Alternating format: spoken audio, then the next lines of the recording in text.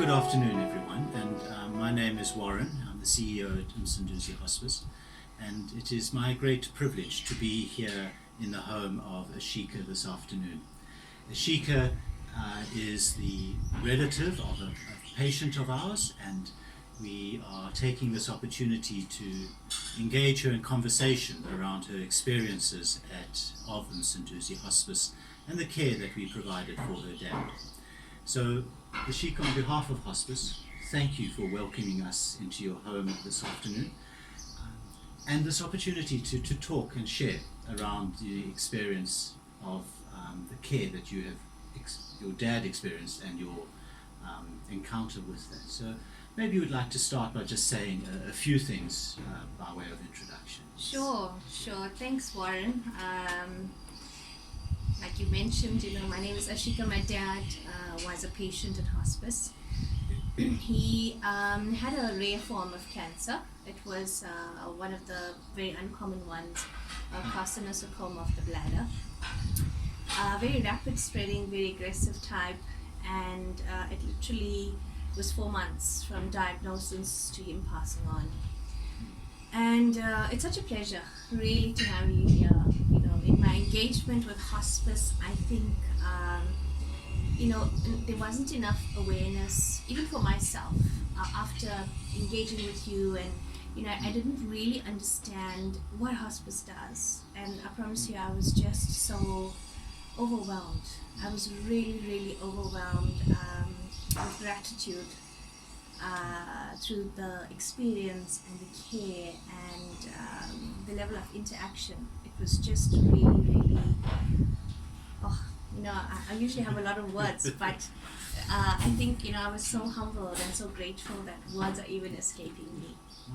So yeah, I think for many patients like my dad, when you get a diagnosis, you're not really, a lot of people still feel okay when they're diagnosed, and that was my dad, and he wanted to continue working. So when I suggested hospice, he was like, no, I don't need that right now.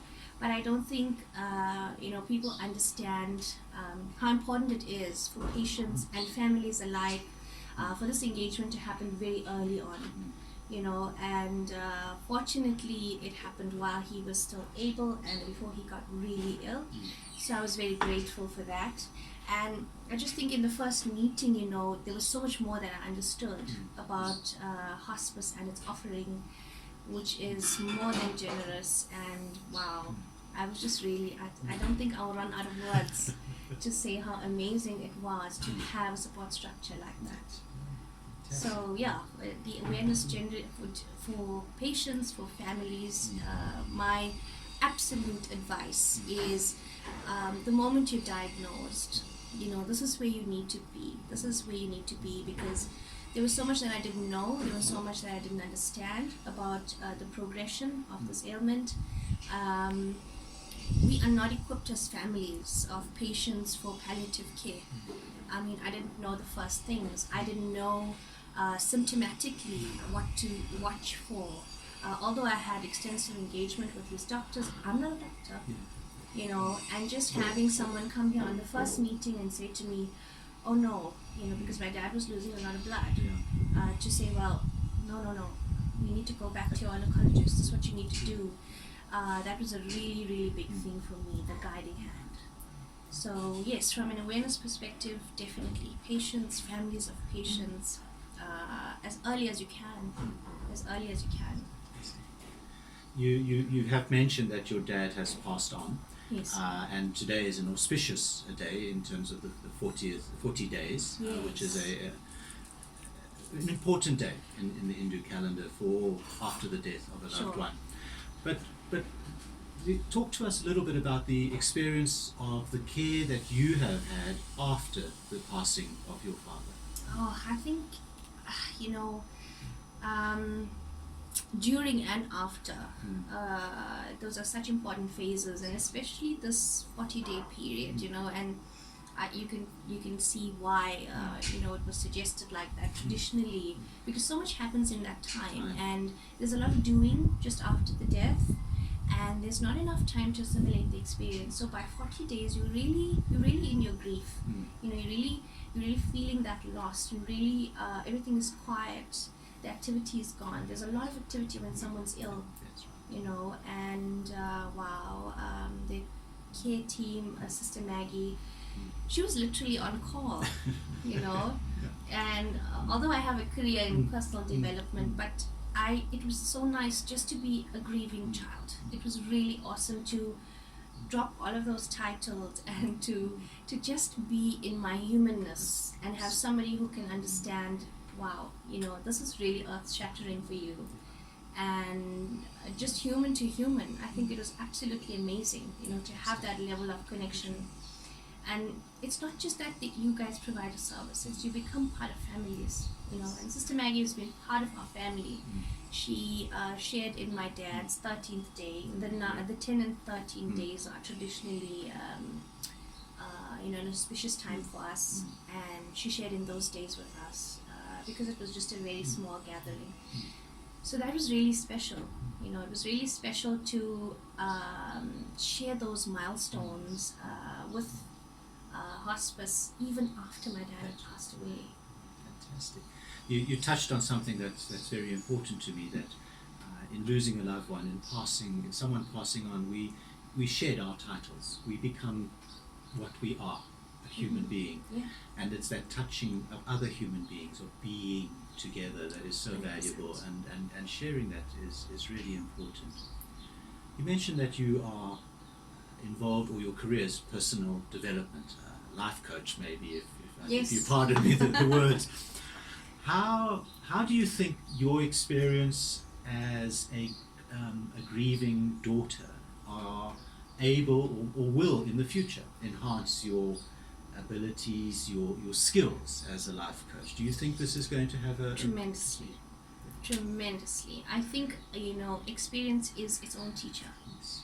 And nobody can teach you that. And if anything, life coaching is a coupling of life experiences and skills and tools and knowledge that we learn along the way. But when you have an experience, you become relatable, and I feel personally from the caliber of people that are in hospice, because they are very, very heart-driven, they are very centered in their humanness. Each one has a story, each one has a driving force, a pain that has ignited something within them to want to serve somebody else. And I think it's an absolutely phenomenal way to live. I think you reach people far deeper once you have that experience for yourself. So definitely, my experience with grief in the past few years, I lost my mom 3 years ago, and now my dad. So I found that each life experience helped me to reach a greater part of the community. And I'm particularly drawn to the carers, because it's not an easy thing to do. You become so emotionally involved in your family and their pain and their trauma, and you cannot shut off. And that's what I loved. I loved the vulnerability from hospice. I loved the depth of thought when it came to palliative care. It was not just palliative care, it was really taking into consideration, if this person cannot eat, he really can't. And how can we be patient? Or how can we just offer him an alternative? Or how can we? So it was really going to the maximum of care and the maximum of comfort. And, hospice awakened me to that. I think when you have palliative care, you're on a time schedule. Oh gosh, you've got to turn this person every 2 hours, and you've got to do this change, and you've got to do berry cream, and you've got to do a whole lot of stuff. And it was really incredible because Sister Maggie helped me in this current pandemic with the cancer being in the bladder. There was a lot of clotting. The bladder stopped working by that point. So I had to irrigate this bladder myself. And she was absolutely phenomenal in teaching me how. So the hands-on involvement, but it was just so from so deep within. That was, I think, the most moving part of the whole experience. One of the things we touch on when we do training in palliative care is we ask questions around death in a hospital versus death at home. What was your experience? What would you say on something I've had like both. Yes. Yeah. I've had both. My mom passed in hospital. My dad passed at home. At home, at home, at home. At home.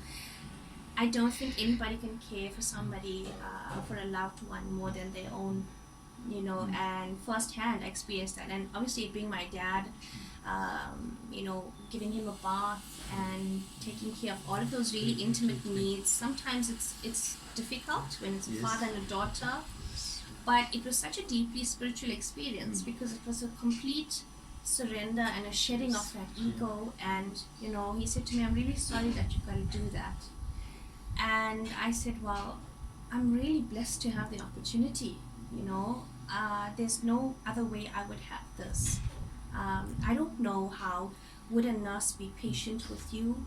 I mean, she's got 20 other patients. Not that they're not, they generally are. It takes a lot to be in that role. But I think at home, you are more attentive.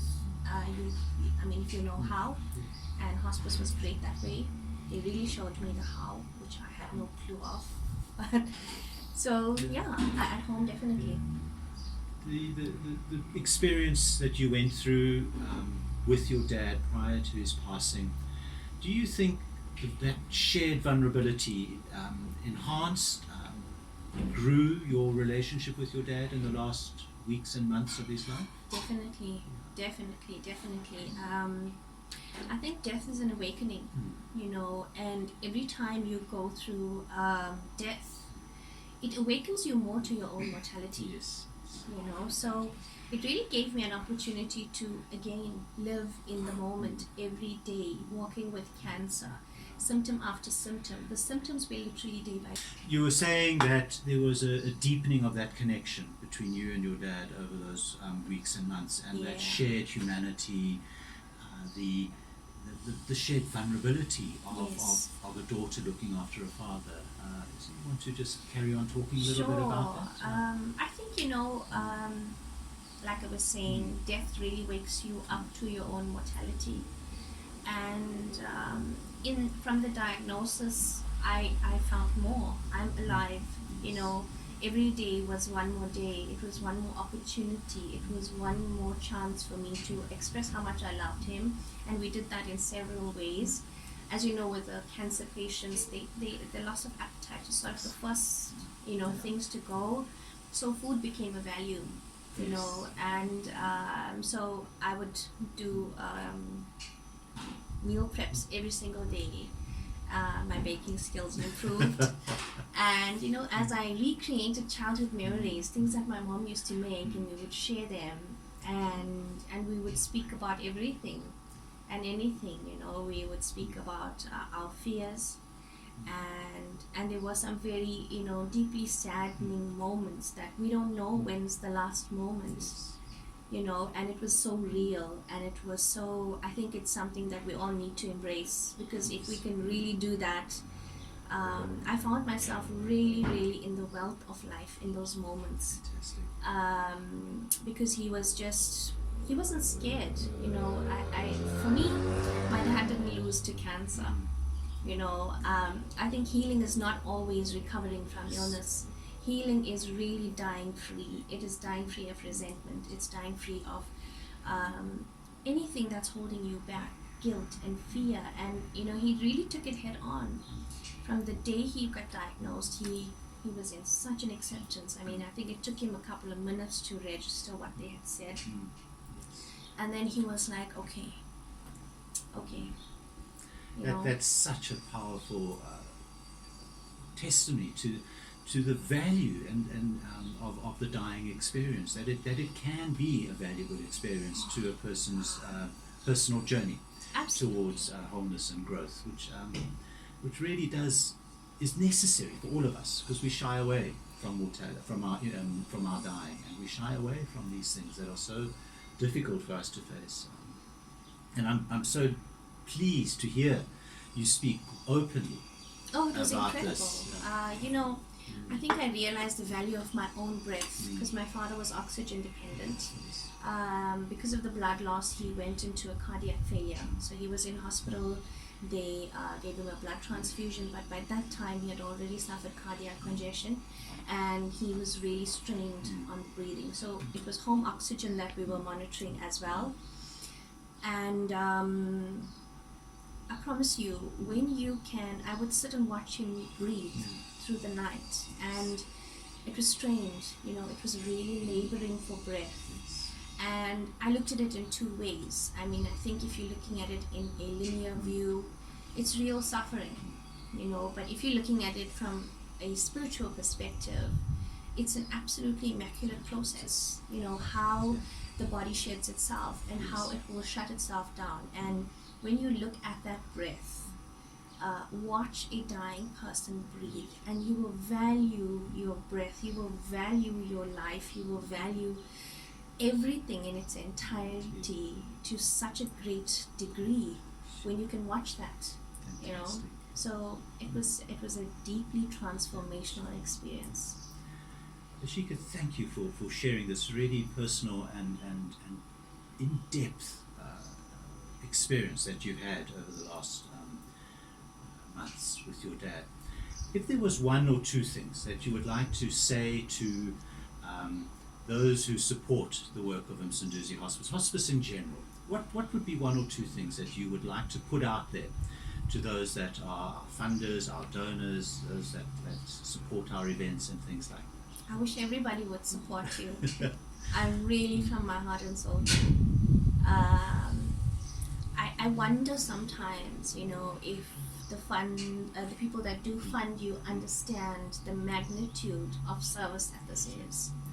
You know, and there are really not enough words to quantify that, because it takes a special type of individual to do this work, a special type of human to care to that degree, and I can't find one person in hospice that doesn't care that way, you know. So really, to the funders, to anyone who is looking for a cause to support.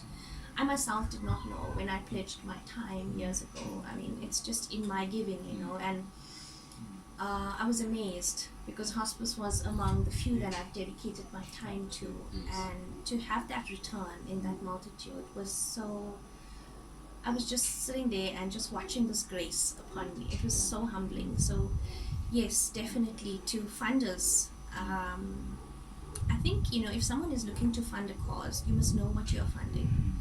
And I will encourage them to visit you. I will encourage them to, okay, in this time it may be difficult, but to visit a patient, you know, and watch what these people do, because it can't be explained.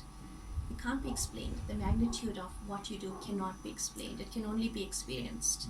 And once you experience something like that, it opens your heart in a way that, you know, there's just no words for it really. But, you know, it's something you will want to support, you will want to be a part of, because it's so from the heart and soul. Fantastic. Ashika, from all of us at Msunduzi Hospice, we wish you well on the experience of 40 days. We are grateful for the time that you've given us this afternoon for this interview, and grateful for the depth that you have been willing to share of your experiences today, and that is truly appreciated. It speaks volumes to you of your character and your experience of what you've gone through over the last couple of months. So from us at Hospice to you, thank you for opening your home to us, and thank you for your time this afternoon. To all of you who are watching this, Ashika has shared very deeply, and we wish her well on her journey that continues, and maybe we'll come back in a year's time and have this conversation again and look at the change that you have experienced as well. Absolutely. For your thank time, you, Warren. thank you very much. God bless you And all to at you. Hospice, and yeah, for everyone out there, it's really, really a place worth supporting, and every bit counts. You know, there's never too little or too much. Every little bit counts. So thank you all. Thank you so much. Thank you.